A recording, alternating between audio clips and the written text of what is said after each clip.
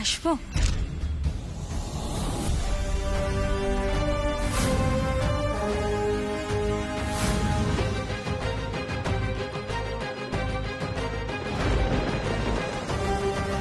আমি তো উমাকে এর মধ্যে ফিরতে বারণ করলাম, তাও ও এলো কেন?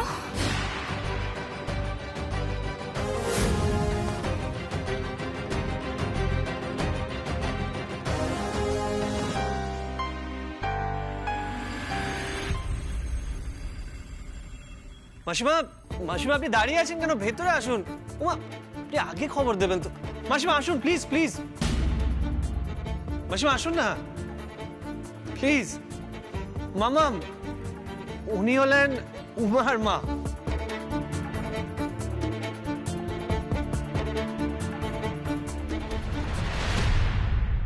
তুমি এখানে কেন এসেছো উমা? মা, উনি আলিয়া ম্যাডাম। তোমাকে বলি না ম্যাডামের কথা, উনি আসলে মা তো খুব একটা কাগজ টাগজ পড়ে না, টিভিও দেখে না, তাই ঠিক আপনাকে চিনতে পারেনি। এখানে তুমি কেন এসেছো উমা?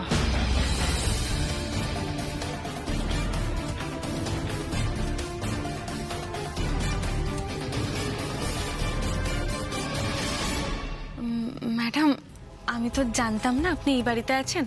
আসলে স্টেশনে নেবে তো এই বাড়িটা আগে পড়ে, তাই ভাবলাম এখানে কাজ সেরে তারপর আপনার বাড়িতে যাব। ও আচ্ছা, মানে এখান থেকে তুমি আমার বাড়িতে যেতে, রাইট? হ্যাঁ ম্যাডাম, এই কথাটা জানানোর জন্য আমি আপনাকে ফোনও করেছিলাম, আপনি হয়তো ব্যস্ত ছিলেন, খেয়াল করেননি।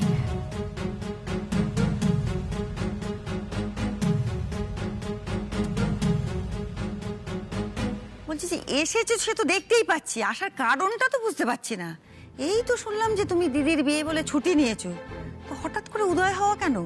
মানে কি ব্যাপার? মানে কোনো সমস্যায় পড়েছো? মাকে নিয়ে হঠাৎ মানে কোনো সাহায্য টাহায্য লাগবে নাকি?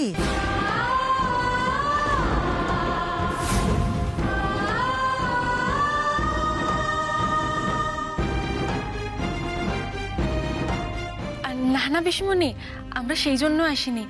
আমরা আসলে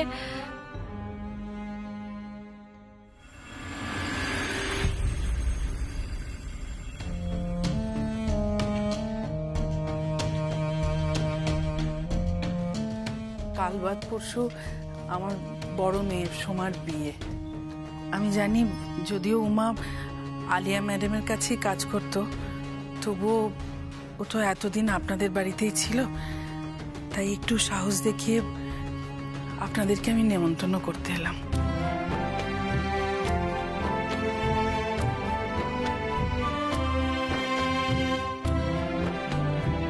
বিয়ে বাড়ি নেমন্তন্ন?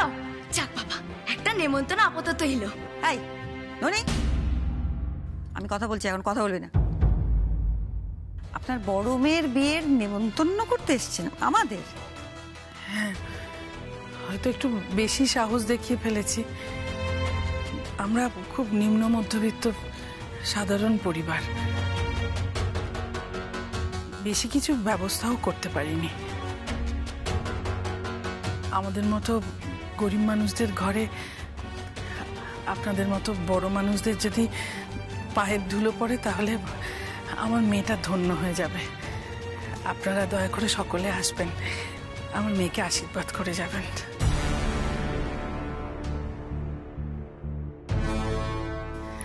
আলিয়া ম্যাডাম, আমি আপনাদের সকলকেও নিমন্ত্রণ করতে এসেছি।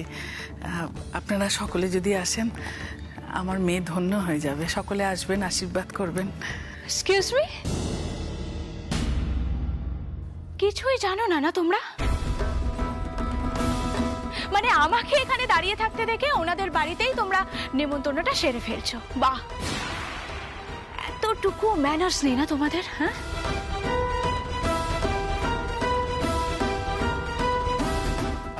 না না না ম্যাডাম, আমরা এখান থেকে আপনার বাড়িতেই যেতাম, মা আসলে বুঝতে পারেনি। তুমি এখানে কদিনের জন্য আমার অ্যাসিস্ট্যান্ট হয়ে এসেছিলে উমা, আর সেই সূত্রেই তোমার এনাদের সাথে আলাপ। সো এনাদেরকে নিজের বেশি ক্লোজ ওয়ান ভাবাটা একটু বন্ধ করো, ওকে? আর মনে রেখো, মাসের শেষে কিন্তু মাইনেটা তুমি আমার থেকেই পাও। সো আমাকে রেসপেক্ট করতে শেখো।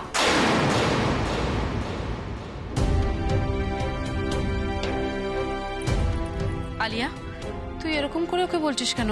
উমা কিন্তু একদমই এভাবে মিন করতে চায়নি। থাক মিষ্টি বৌদি, আলিয়াকে ছোট করাটাই বোধহয় আজকাল এবারই নিয়ম হয়ে দাঁড়িয়েছে। কিন্তু আলিয়াও চুপচাপ অপমান সহ্য করে না, আর সেটাও সবার মাথায় রাখা দরকার।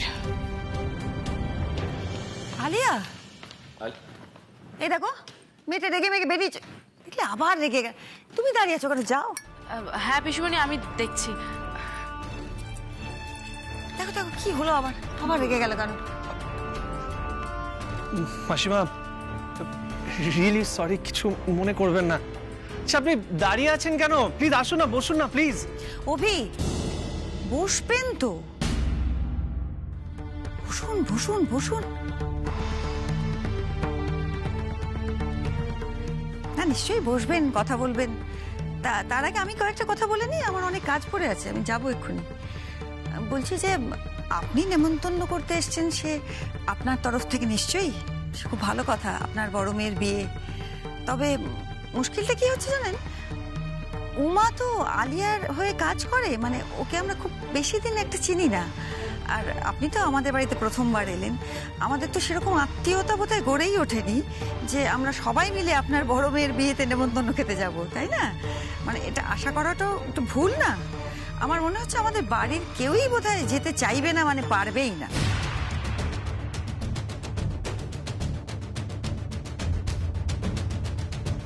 মাসিমা কেউ যাক না যাক, বিয়েতে আমি যাব।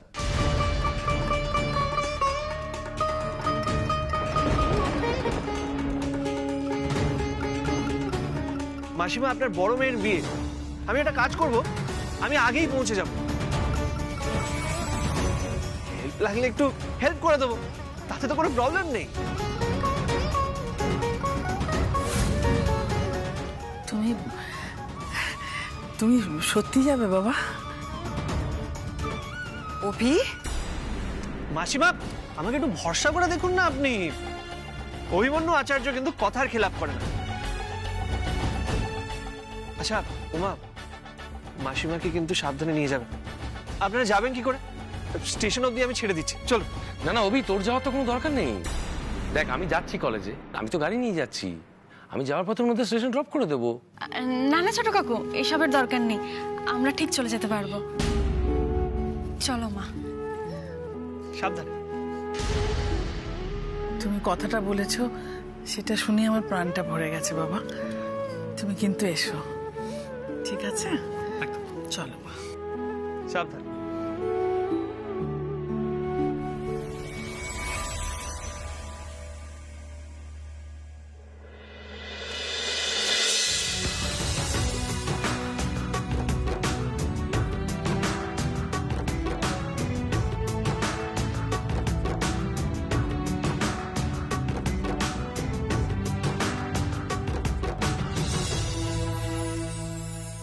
প্লিজ সঞ্জয়বাবু, আমার মনে হচ্ছে আপনি এক্সাইটেড হয়ে পড়েছেন।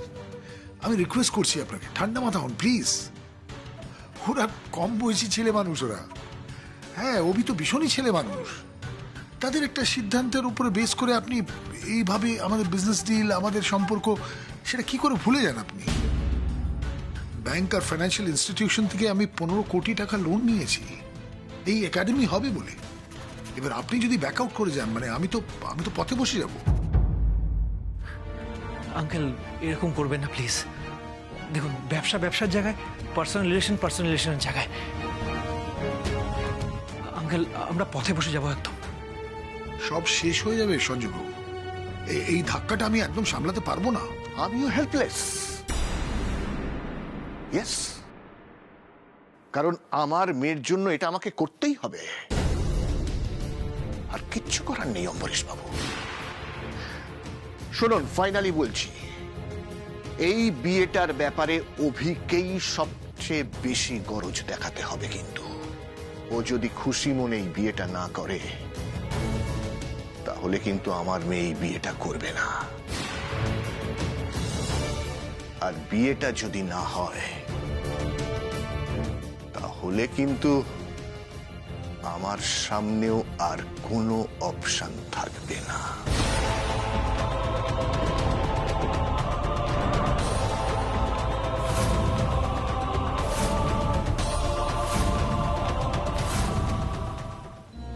তাড়াতাড়ি বল তুই কি বলতে চাইছিস আলিয়া।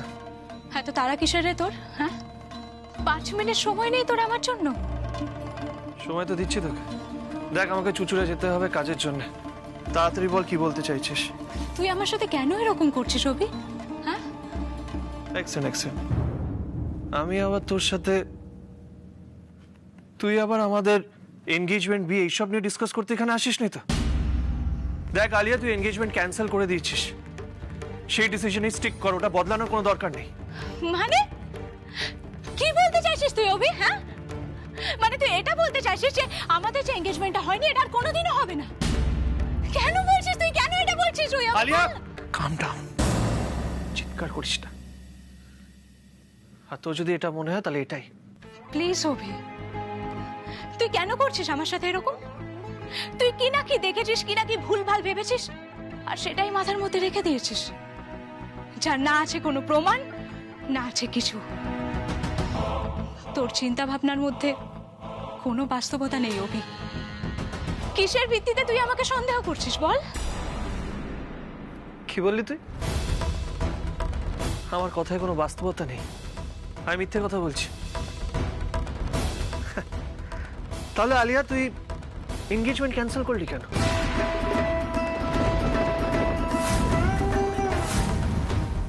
আমি একবার বললাম আর তুই ছুটে গিয়ে এনগেজমেন্ট ক্যান্সেল করে দি?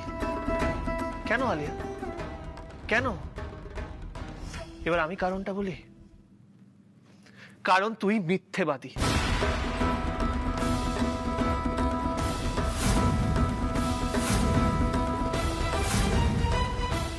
তোর জায়গায় অন্য কেউ ব্যাটিং করেছে মাঠে গিয়ে, সেটা আমি জানি, তুই জানিস।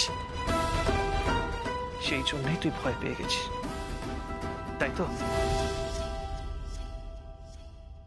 আরে আমি তোকে একটা সাজেশন দিচ্ছি, এই বিয়ে এনগেজমেন্টের কথা এখন ভুলে যা, কারণ তোকে বিয়ে করতে আমি একেবারেই প্রস্তুত নয়।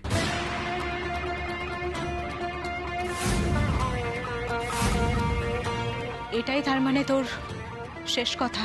হ্যাঁ, এটাই আমার শেষ কথা। হ্যাঁ, এটা নিজের মাথায় আর মনে গেঁথে নে। প্লিজ আলিয়া, প্লিজ দয়া করে এখন নিজের কথা ভাব, আমার কথা ভাবিস না। আর একটা হাম্বল রিকোয়েস্ট করছি তোকে, যে মেয়েটা তোর হয়ে ব্যাটিং করেছিল, পারলে তার কন্ট্যাক্ট ডিটেলস আমাকে দে।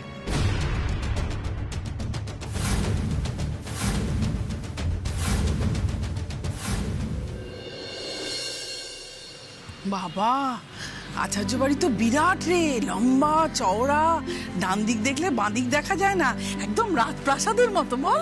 হ্যাঁ গো মা, ভিতরে অনেকগুলো ঘরও আছে জানো, অবশ্যদের লোকও তো অনেক, একান্নবর্তী পরিবার। ওরা না সবাই মিলে একসঙ্গে মিলেমিশে হইচই করে থাকে জানো। এই বলছি কি উমা, হ্যাঁ রে, সবার সঙ্গে তোর আলাপ হয়েছে? ওরা তোর সাথে ভালো ব্যবহার করে? হ্যাঁ গো মা, ওরা সবাই খুব ভালো জানো তো, কিন্তু সব থেকে ভালো হলো অভিমন্যু বাবুর মা। কি যে ভালো না উনি, ওনাকে দেখলেই তোমার ভক্তি করতে ইচ্ছে করবে জানো। উনি আজকে ছিলেন না বলে তোমার সঙ্গে আলাপ করাতে পারলাম না, কিন্তু আলাপ করলে তোমারও খুব ভালো লাগতো। হবে হয়তো, কিন্তু ওই যাকে ওই মাম্মাম বলে ডাকছিল না, ওই ভদ্রমহিলা যেন কিরকম এরকম খিটখিট করে, ব্যবহারটা মোটেই আমার সুবিধের বলে মনে হলো না। মনে হলো আমরা যেন ভিখিরি, আমাদের মতো বাড়ির নেমন্তন্ন ওনারা নেন না। ও উনি উনি তো একটু এরকমই মা, একটু রুক্ষ স্বভাবের, কিন্তু মানুষ খারাপ না জানো। উনি হলেন অভিমন্যু বাবুর পিসিমা, উনি নাকি অভিমন্যু বাবুকে মানুষ করেছেন। সে উনি করতেই পারেন, নিজের ছেলে পুলে হয়নি তাই অভিমন্যুকে মানুষ করেছে। তার সঙ্গে বাইরের লোকের সঙ্গে খিটখিট করার তো কোনো সম্পর্ক নেই। আমরা তো আর ওর পালিত ছেলেকে কিছু করতে যাইনি, করতে গেছিলাম নেমন্তন্ন, তার জন্য ওভাবে কথা বলবেন কেন তুই বল? যাকে ওসব নিয়ে মাথা ঘামিয়ে লাভ নেই, তোমার কর্তব্য তুমি করেছো, বিয়ের নেমন্তন্ন করার ছিল আমরা করে এসেছি, আর কথা বাড়িয়ে লাভ নেই। চলো, তোমার খিদে পায়নি মা? না না না না কেন মা, খিদে তো পাওয়ারই কথা, সে কখন খেয়ে বেরিয়েছো? চলো না, তোমাকে একটা ভালো ভাতের হোটেলে খাওয়াই, তারপর ট্রেন ধরবো। না না, বলছি তো ওসব হোটেলে খেয়ে পয়সা নষ্ট করার কোনো দরকার নেই, বাড়ি ফিরে খেলেই চলবে। সামনে অনেক বড় খরচা বাবা, এখন এক একটা টাকা হিসেব করে আমাকে খরচা করতে হবে। চল। বেশ, তাহলে চলো বাড়ি। চল। তুই কিন্তু এবার বাড়াবাড়ি করছিস অভি। হ্যাঁ, কি বললি তুই? আমি বাড়াবাড়ি করছি? Alia, you are getting this wrong. তুই বাড়াবাড়ি করেছিস, লক্ষ লক্ষ মানুষকে তুই ঠকিয়েছিস, আমি না। কেন আলিয়া, কেন?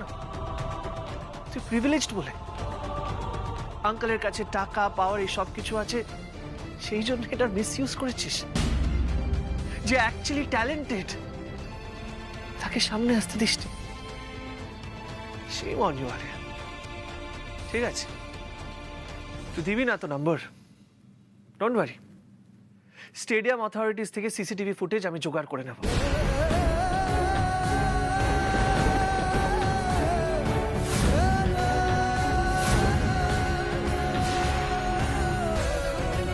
আর তারপর সব ক্লিয়ার হয়ে যাবে, সবাই জেনে যাবে ওই মেয়েটা কে ছিল।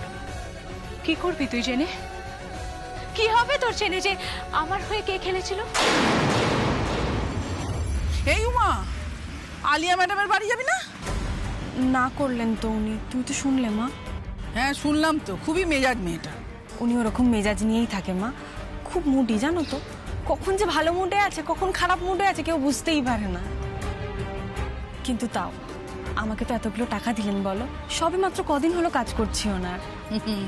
সে বুঝে গেছে তোর মতো গাধার খাটুনি আর কেউ খাটবে না, তাই হাতে রাখতেই অ্যাডভান্সটা দিয়েছে। হ্যাঁ, উপকার করেছেন ঠিকই, তবে তোর হকের টাকাই তোকে দিয়েছে। আমাকে ক্রিকেটে টিকে থাকতে হলে চাই ভালো স্কোর, আর তোমাকে তোমার দিদির বিয়ে দিতে হলে চাই 2 লক্ষ টাকা।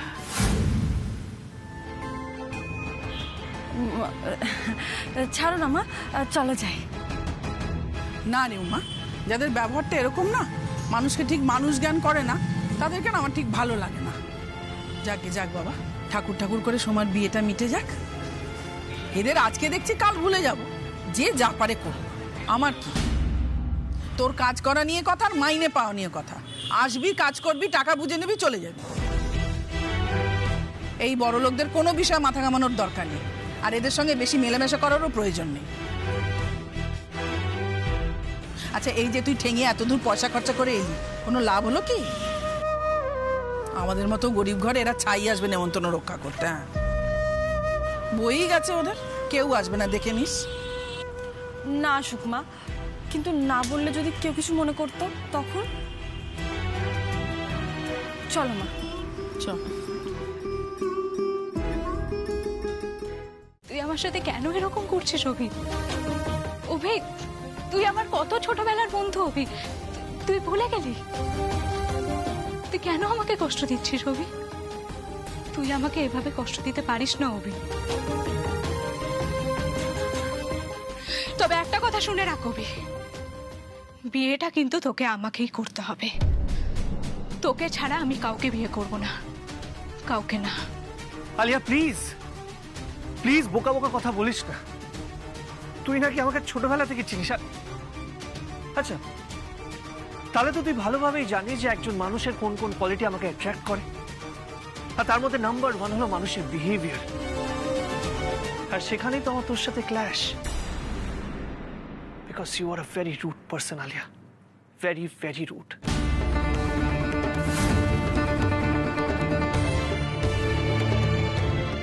যাকে জেনারেল পাবলিক অ্যাকসেপ্ট করে না, তাকে আমি কি করে অ্যাকসেপ্ট করব? আলিয়া, একজন মিথ্যেবাদী মেয়েকে আমি কোনোদিনও ভালোবাসতে পারবো না, কোনোদিনও না। আর আজকে শুধু আমি জানি যে মাঠে তোর জায়গায় অন্য কেউ ব্যাটিং করেছে, কিন্তু যখন সবাই জানবে তখন কি হবে? তোর এতদিনের প্র্যাকটিস, খেলা, মেডেলস, ট্রফি সব ইউজলেস হয়ে যাবে। কেউ তোকে আর ভালো প্লেয়ার মানবে না, কেউ বিশ্বাস করবে না তোকে আলিয়া, কেউ না।